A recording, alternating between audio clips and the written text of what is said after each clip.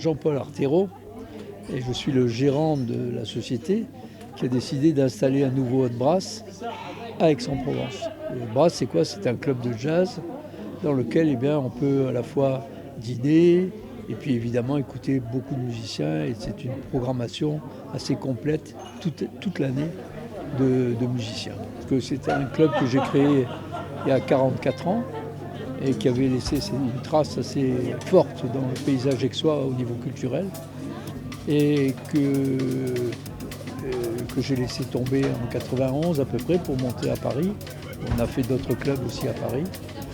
Et puis voilà, le retour nostalgique un peu de ce club, on essaye de le faire avec la même envie, la même émotion et la même pugnacité qu'on avait à l'époque. Alors pour quelle raison aujourd'hui, en 2023, vous réouvrez le Hot Brass? Je rouvre le Hot Brass parce que c'était un nom que j'avais déposé à l'INPI et qui était donc un nom qui m'appartient. Et je m'étais engagé à ne pas l'utiliser tant que le Hot Brass existait, mes successeurs. Et comme ils ont décidé d'arrêter il y a 1 an et demi à peu près, j'en profite, je reprends mon nom et on le réinstalle et on lui redonne la couleur qu'il avait avant. Jean-Paul, qui est en train de jouer la basse, qui a créé ce lieu, qui est un puriste du jazz, un grand connaisseur du jazz, a su, pendant 3 ou 4 décennies, se faire un carnet d'adresses phénoménal. Phénoménal.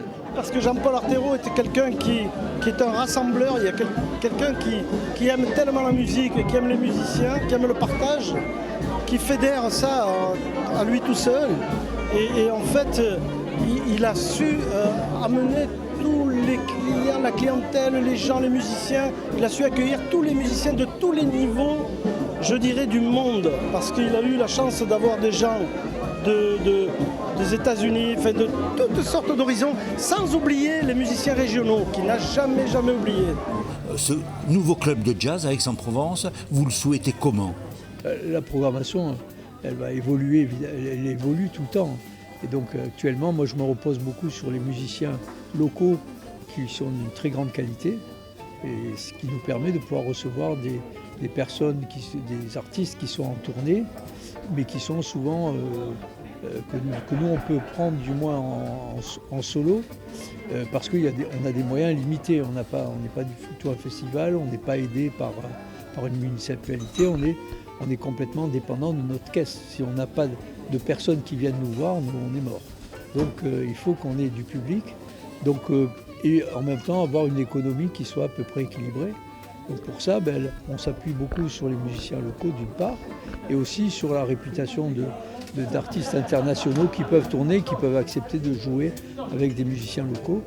Évidemment aussi, lorsqu'il y a des tournées et qui ont des trous de tournée, on peut s'engager aussi à prendre. Et tout ça, c'est une question économique qui nous permet de vivre, tout simplement. En fait, nous, on fait un travail plutôt de vulgarisation, c'est-à-dire qu'on essaie d'avoir un public assez nombreux. Et pour cela, il faut qu'on fasse attention à que notre programmation plaise au public. Ou du moins qu'on ait un public qui nous suive. Alors donc il faut avoir une ambiance, un accueil chaleureux, mais aussi une programmation qui soit toujours dynamique et qui soit toujours dans le sens du grand public. C'est-à-dire pas un jazz qui n'est pas forcément trop intellectuel, entre guillemets, quoi. Voilà. Et pour le mois de mai, on a choisi d'avoir une proposition assez large au niveau spectre musical, c'est-à-dire qu'on va aller du swing jusqu'à du jazz bop, c'est-à-dire en gros des années 35-40 jusqu'aux années 70-80, mais aussi avec de la musique latine, avec de la musique brésilienne, avec du spectacle. Voilà, c'est ce qu'on essaye toujours de proposer.